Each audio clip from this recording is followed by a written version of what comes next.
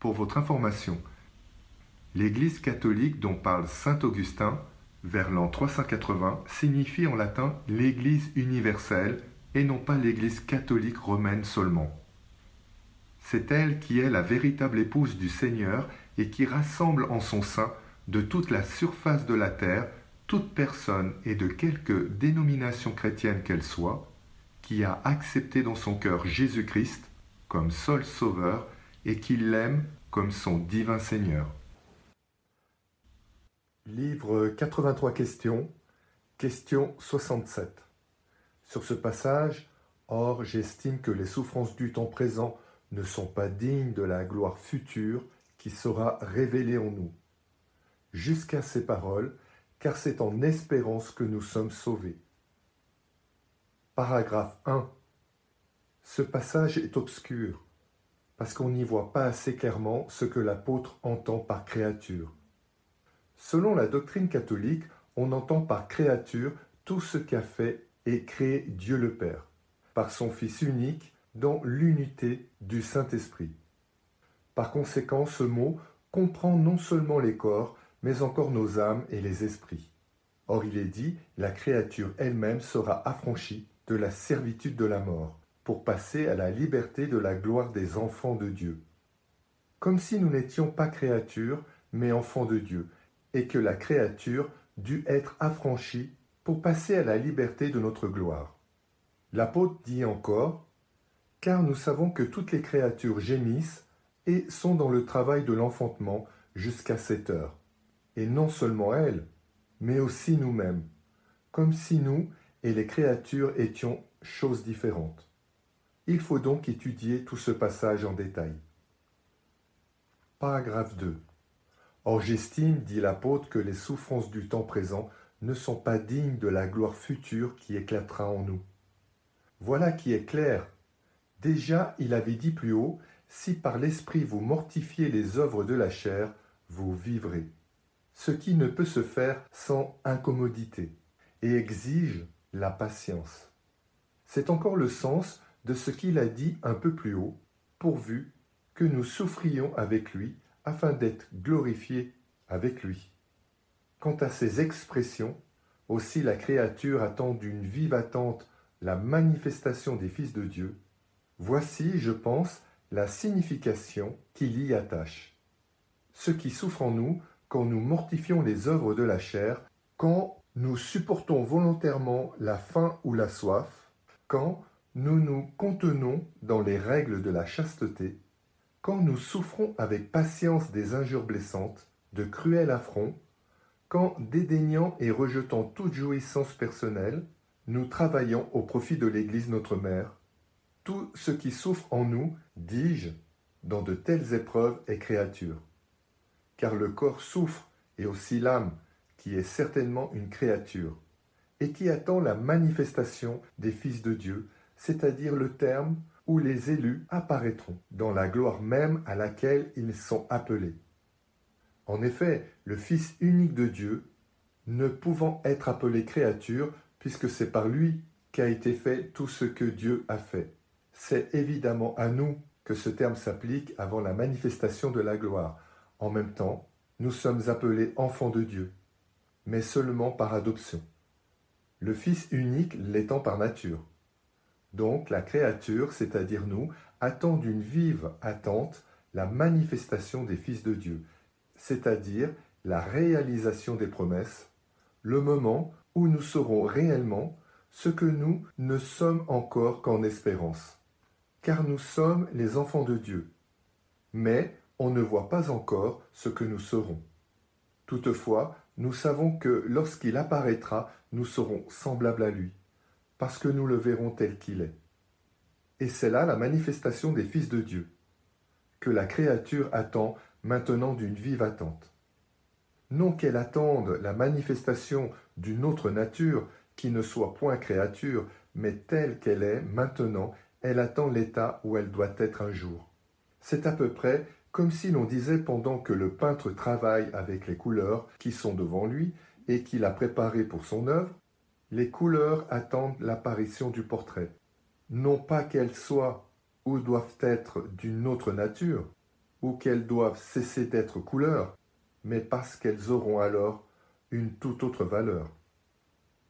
Paragraphe 3. Car, dit l'apôtre, la créature est assujettie à la vanité. Ce qui veut dire vanité des hommes livrés à la vanité, et tout est vanité.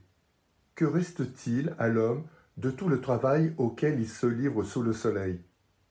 À l'homme à qui il a été dit « Tu mangeras péniblement ton pain ». Donc la créature est assujettie à la vanité, non point volontairement. L'apôtre a raison de dire « non point volontairement ». En effet, l'homme a péché volontairement, mais il n'a point été condamné volontairement. C'est librement qu'il a péché en transgressant le commandement de la vérité. La punition de son péché a été d'être soumis à la déception. Ce n'est donc point volontairement que la créature est assujettie à la vanité, mais à cause de celui qui l'y assujettit dans l'espérance, c'est-à-dire à cause de la justice et de la clémence de celui qui n'a pas laissé le péché impuni et n'a point voulu que le pécheur fût incurable. Paragraphe 4. Parce que la créature elle-même, c'est-à-dire l'homme même, qui est resté simplement créature, depuis qu'il a perdu par le péché le sceau de la ressemblance divine, donc la créature elle-même, c'est-à-dire celle qui n'a point encore la forme parfaite des enfants et ne porte que le nom de créature, sera aussi affranchie elle-même de la servitude de la mort. En disant « sera aussi affranchie elle-même », il donne à ces mots « aussi elle-même » le même sens que s'il écrivait « comme nous aussi » et veut dire « il ne faut point désespérer de ceux qui ne se nomment point encore fils de Dieu, parce qu'ils n'ont pas cru jusqu'ici, mais ne sont simplement appelés créatures parce que eux aussi doivent croire et être délivrés de la servitude de mort. Comme nous, qui sommes déjà enfants de Dieu, bien qu'on ne voit pas encore ce que nous serons. Ils seront donc délivrés de la servitude de la mort pour passer à la liberté de la gloire des enfants de Dieu, c'est-à-dire que d'esclaves, ils deviendront glorieux dans la vie parfaite qui est l'apanage des enfants de Dieu. Paragraphe 5. Car nous savons que toutes les créatures gémissent et sont dans le travail de l'enfantement jusqu'à cette heure. Toute créature est renfermée dans l'homme, non qui contienne tous les anges, les vertus supérieures et les puissances, ou le ciel et la terre et la mer, et tout ce qu'ils renferment, mais parce que toute créature est ou spirituelle, ou animale, ou matérielle. À partir du degré inférieur, la créature matérielle est celle qui s'étend dans l'espace. La créature animale est celle qui donne vie à la matière. La créature spirituelle est celle qui régit la partie animale, et la régit bien, quand elle se laisse elle-même gouverner par Dieu. Mais, quand elle viole ses préceptes, elle ne rencontre que peine et difficulté dans ce qui devait être soumis à ses lois. Donc celui qui vit de la vie des sens est appelé homme charnel ou animal. Charnel parce qu'il s'attache aux jouissances de la chair. Animal parce qu'il est entraîné par les passions désordonnées de son âme, laquelle n'est plus gouvernée par l'esprit ni contenue dans les limites de l'ordre naturel. Parce que l'homme a secoué lui-même le joug de Dieu. Mais on appelle spirituel celui qui gouverne l'âme et le corps par l'âme, ce qu'il ne peut faire s'il n'a lui-même Dieu pour guide, car le Christ est le chef de l'homme, comme l'homme l'est de la femme. Cette sorte de vie n'est point sans souffrance ici-bas, mais plus tard, elle en sera entièrement exempte. Et comme les anges des degrés supérieurs vivent spirituellement, ceux des degrés inférieurs animalement, les bêtes et tous les animaux charnellement, et que le corps n'a pas la vie par lui-même, mais la reçoit. Toute créature se trouve renfermée dans l'homme parce qu'il comprend par l'esprit, sent par l'âme, et se meut localement par le corps. Ainsi toute créature gémit et souffre dans l'homme. L'apôtre n'a pas dit la créature entière, mais toute créature.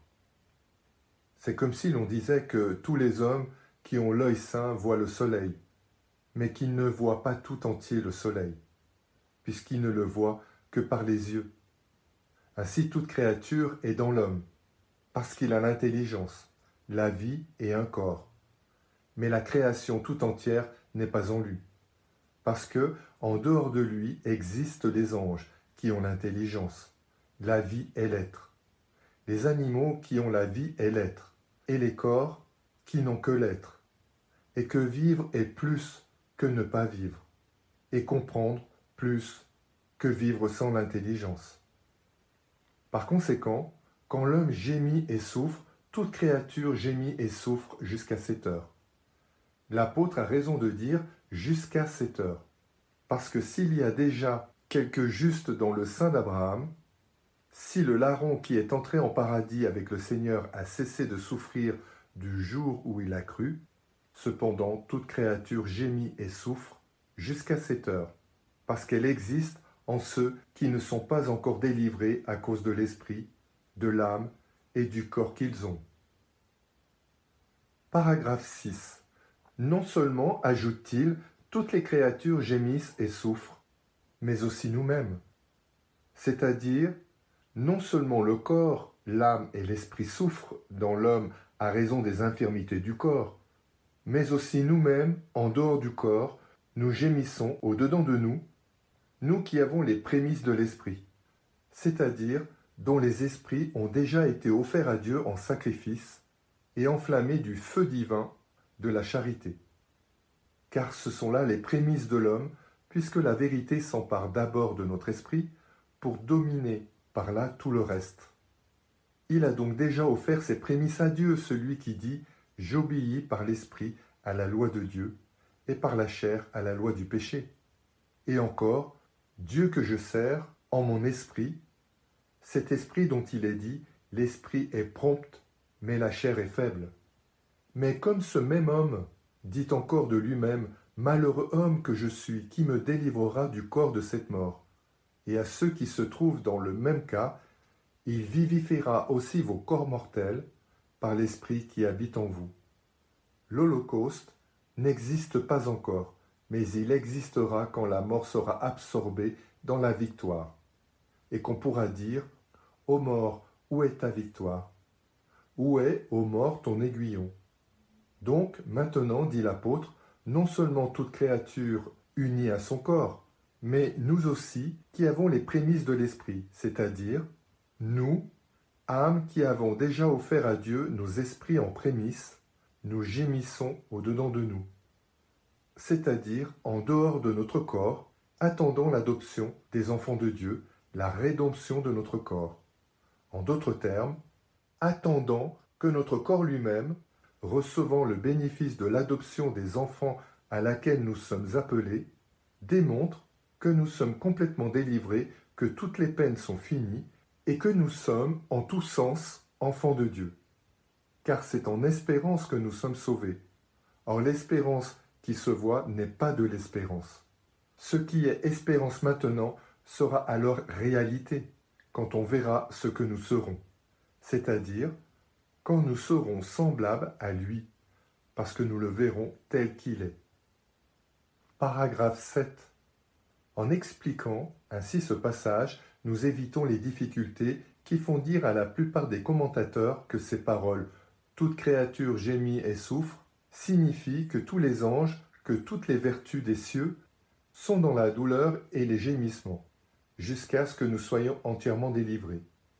Bien qu'ils nous aident en proportion de leur élévation, et par obéissance à Dieu, qui a daigné envoyer pour nous son Fils unique, nous devons cependant penser qu'ils le font sans gémissement et sans douleur. Autrement, il faudrait les croire malheureux. Moins heureux qu'un des nôtres, Lazare, qui repose déjà dans le sein d'Abraham. Outre que l'apôtre dit que la même créature qui gémit et souffre est assujettie à la vanité, ce qu'il n'est pas permis de croire de ses vertus sublimes, de ses puissances excellentes. L'apôtre ajoute que cette même créature doit être affranchie de la servitude de la mort. Or nous ne pouvons croire que ceux qui vivent dans le ciel au sein du bonheur parfait soit tombé dans cette servitude. Cependant, il ne faut rien affirmer au hasard. C'est avec un pieux respect qu'on doit peser et peser encore les paroles divines. Peut-être cette créature qui gémit et souffre et est assujettie à la vanité, peut-elle s'entendre en quelque autre façon? Peut-être même pourrait-on, sans impiété, appliquer ces expressions aux anges, tant qu'ils viennent au secours de notre faiblesse par l'ordre de notre Seigneur.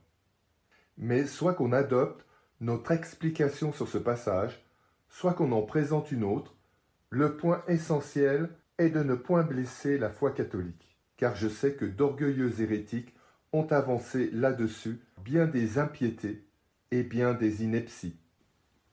Fin de la question 67.